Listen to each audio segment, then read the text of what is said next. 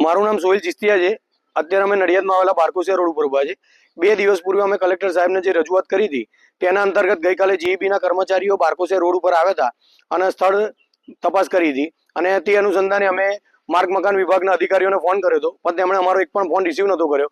અમે માર્ગ મકાન વિભાગની ઓફિસે ગયા હતા, તેમને રૂબરૂ મળ્યા નહોતા, જેથી જીઈબી વાળા સાહેબોને ગઈકાલે ધક્કો પડ્યો હતો અને આજે માર્ગ મકાન વિભાગના અધિકારીઓ સ્થળ ઉપર આવ્યા હતા અને અમે પ્રશ્નો કર્યા કે ભાઈ આ દબાણનું અને જે અમારું કામ અટકી ગયેલું છે તેનું આગળ શું કરીશું, તો તેમણે કોઈક 4 નોટિસો આપેલી છે। તમે સામે પ્રત્યુત્તર કર્યો કે ભાઈ 4 નોટિસો તમે આપી છે, તો આમાં તો 40 થી વધારે દબાણો છે, તો કેમ 4 જ નોટિસો?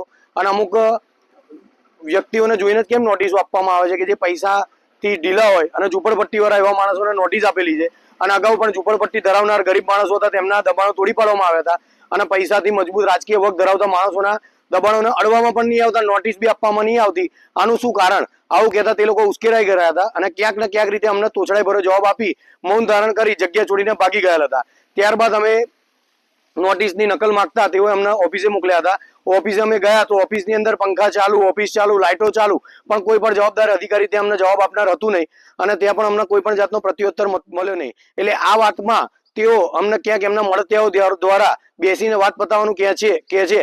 એટલે આ વાતમાં એ વાત નક્કી છે કે કોઈ પણ જગ્યાએ આની અંદર આ એરિયાના પૈસાથી વગદાર વ્યક્તિઓ, રાજકીય આગેવાનો, સ્થાનિક રાજકીય આગેવાનો અને આ જવાબદાર માણસો જેમ કે માર્ગ મકાન વિભાગના અધિકારી, નગરપાલિકાના ચીફ ઓફિસર, આ બધાની મિલીભગત હોય જેના કારણે આ દબાણ દૂર થતું નથી અને માનનીય પંકજભાઈ દેસાઈ સાહેબની ઘણી બધી જહેમત બાદ આઝાદી પછી 2,57,00,000 રૂપિયાની માતબર રકમથી આ જે રોડ પાસ થયો છે એ રોડની આગળનું કામ પૂર્ણ થતું નથી અને એની સમય મર્યાદામાં એ પૂર્ણ થવામાં ગણતરીના દિવસો બાકી રહ્યા છે।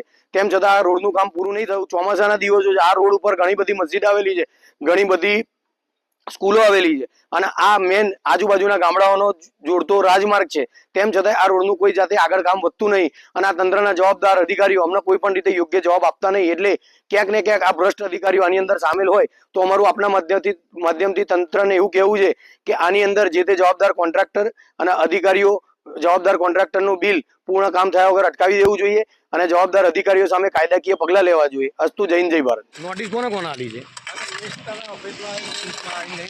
તમે કહો છો 4 જણને નોટિસ આલી, બરાબર છે? હા, તો ઓફિસમાં લઈ લો લિસ્ટ। તો અત્યારે આવું ઓફિસે કેટલા વાગે આવું બોલો? કાલે કેટલા વાગે આવું? આ રાઠોડ સાહેબને આવતીકાલ ફોન કર્યા 4 થી 5 પર સાહેબે ફોન રિસીવ નહીં કર્યા। જીબીએ સ્થળ ઉપર આવેલી, કાલ તમને 4 થી ફોન કર્યા પણ તમે સિંગલ ફોન રિસીવ નહીં કર્યો અને નોટિસ સાહેબ તમે એવું કહો છો 4 જણને આલી, બરાબર છે? આખા રોડ પર દબાણ તો 40 છે, આગળ સંતરામ સોસાયટી 15 ફૂટ બહાર છે, એને કેમ નોટિસ નહીં આલી? તમે એવું કહે છે કે એને નહીં આલી? આ મસ્જિદની આજુબાજુવાળા 4 જણને નોટિસ આપી છે, તો આગળ પેલું ટોયલેટ રોડ ઉપર મૂકેલું છે, કેમ એ ભાઈને નોટિસ નહીં આપી?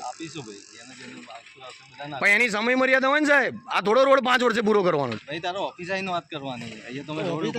તમે ઓફિસ ભેગા નહીં થતા, ફોન રિસીવ નહીં કરતા, ઓફિસ ભેગા નહીં થતા, જીબી એવું કહે છે તમે એમને જવાબ નહીં આપતા। ઓફિસ પર 10 વાર આવ્યા, બૂમો કઈ પાડીએ સાહેબ? પેલા શાંતિથી પૂછ્યું, તાર તો આ ફોન હાથમાં પકડ્યો, બૂમો પાડવાનો કોઈ મતલબ નહીં। એટલે તમે જવાબ આલો, ફોન બંધ કરીને બૂમો ના પાડો, તમે જવાબ આલો ને, તમે ડિપ્લોમેટિક જવાબ આપો છો। અત્યારે કઈ હું લઈને ફરતો હોઉં? અરે તમે ઓફિસ આવીશું પણ આગળ વાળાને કેમ તમે જવાબ નહીં આલતા? એનું કારણ શું?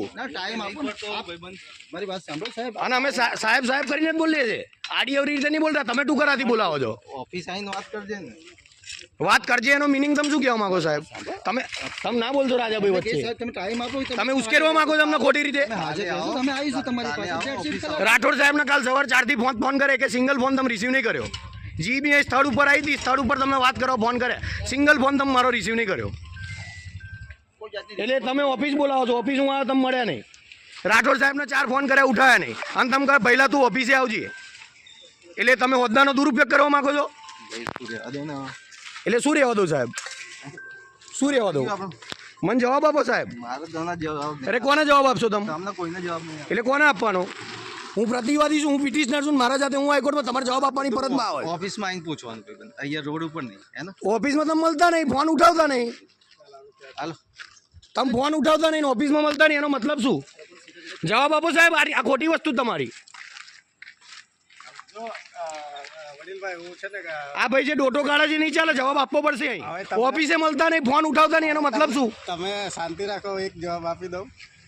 આ જે માલિકી છે અને એના જેટલા બી આવા ઘર આવ્યા હશે એ બધાનું લિસ્ટ બનાવવું પડે પહેલા. એ તમારે બનાવવાનું સાહેબ, અમારે થોડું બનાવવાનું. એ બધું હવે માલિકી હક જ એ લોકો નથી કહેતા ગ્રામ પંચાયતમાં છે કે નગરપાલિકામાં. સાહેબ આ બધો પ્રશ્ન તંત્રનો છે, હા, અમારો છે. એ બધું તો એ લોકો તપાસ કરી લે એને. આ ભાઈ એવું કે પહેલા તું ઓફિસે આવજે, પહેલા તું ઓફિસે આવજે, આ ભાષામાં વાત નહીં કરવાની સાહેબ. તમારે નોટિસ જોઈ હતી એટલે મેં તમને કીધું ઓફિસમાં આવીને. અરે ઓફિસમાં અમારે નોટિસ નહીં જોઈ, અમારે તો કામ જોવું છે. ફોન બી નહીં ઉઠાવતા ને ઓફિસે મળતા નહીં, એનો મતલબ નહીં શું? ઉઠાવતા. આ રાઠોડ સાહેબને 4 ફોન કરે, મારો કોલ લોગ બતાવ. અમે તો જવાબદાર અધિકારીને જ વાત કરીને બીજા કોને વાત કરીએ? કાલે બપોર પછી એમને ફિક્સ ટાઈમ 3 વાગે બોલાવી દો, તમે એમને જવાબ આપો. તમારે કાયદાની મર્યાદામાં જવાબ આપવો પડે સાહેબ. તમે અમારા માટે બેઠા છો અને ટૂંકારા કરીને વાત નહીં કરવાની. તમે અમારા માટે બેઠા છો, બરાબર મિસ્ટર? કાલે તમે બે જણા ટૂંકારા કરીને બિલકુલ વાત નહીં કરવાની. ટૂંકારા કરીને- તમે અમારા માટે બેઠા છો. એક વાત મગજમાં ફીટ કરી લો અને ડોટો નહીં કરવાની, જવાબ આપીને જવાબનું. પ્લીઝ તમને એક વાત કરી દઉં. હવે કાલે 3 વાગે છે ને આ લોકો